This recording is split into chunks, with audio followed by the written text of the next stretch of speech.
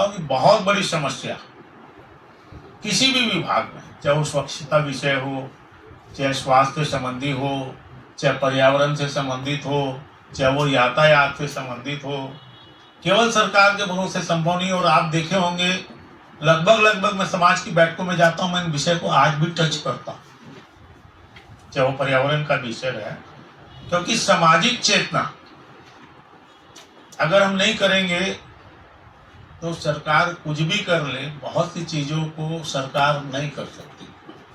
तो सरकार का एक अभियान ये भी होना चाहिए कि जागरूकता अभियान। तो हेल्थ भी मेहनत परिश्रम जरूर लगती है, लेकिन निरंतर भिड़े रहो तो मैं ऐसा मानता हूं कि काम होते हैं। जैसे वर्तमान के मैं बिलासपुर की बातचीत करूं, जिसका काम 5 साल के बाद देखिएगा। बिलासपुर में आज यातायात की समस्या है।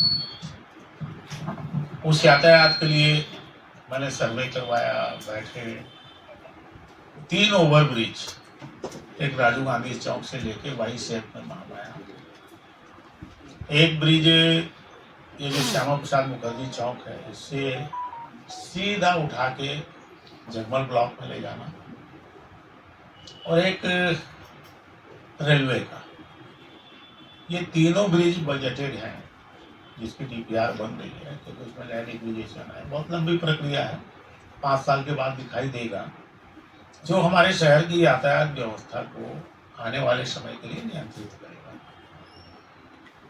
दूसरा विषय है कि आपने देखा होगा रायपुर से रायगढ़ जाना हो बाईपास हमारे पास है, कोरबा से रायपुर जाना हो बाईपास हमारे पास है, लेकिन अगर किसी को सीपत तो लाल खदान होके जाना हो, हमारे पास कोई बाईपास नहीं। सर्वे करवाया, एनएच पे हमने बातचीत की, तो ये वहाँ कोने से आगे बिरकोना से लेके वो पूरा सिरपरी होके फिर उधर चला जाए, जिससे हैवी ट्रैफिक हमारे यहाँ ना आए।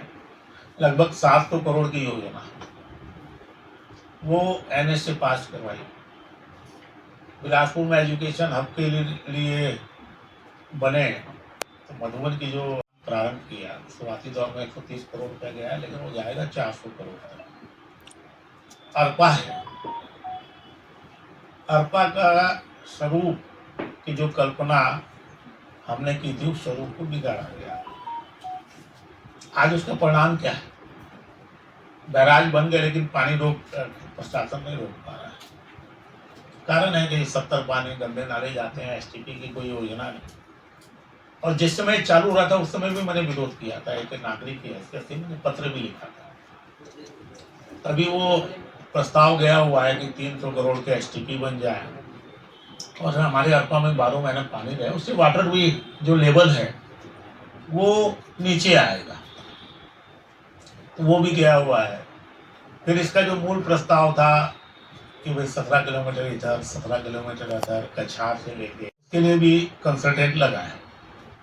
इस बार बिलासपुर में देखिए जल संकट अतिवृष्टि के कारण लगभग 50% बिलासपुर ने फेस किया है। बिलासपुर की संरचना है कटोरों की भांति है, तो लेकिन उसके बाद भी प्रयास किए, और 2017 में हमने इसका पूरा मास्टर प्लान बनवाया था, जिसमें 350 करोड़ 400 करोड़ की नालियां बनना था।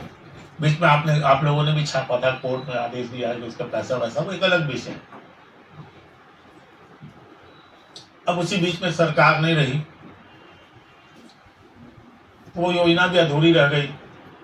अभी फिर से हमने तो नए परिप्रेक्ष्य में एक कंसल्टेंट को बुलवाया हुआ है, और इस शहर में जो स्थिति आती है इसका समाधान कैसे करें, क्योंकि एक बड़ी समस्या है, लोगों का नुकसान होता है। तो वो भी प्रोजेक्ट बन रहा है, उसमें भी मेरे ख्याल से मेरा अपना अनुमान है 400 से 500 करोड़ रुपया लगेगा। करेंगे उसको कहीं ना कहीं, तो उसके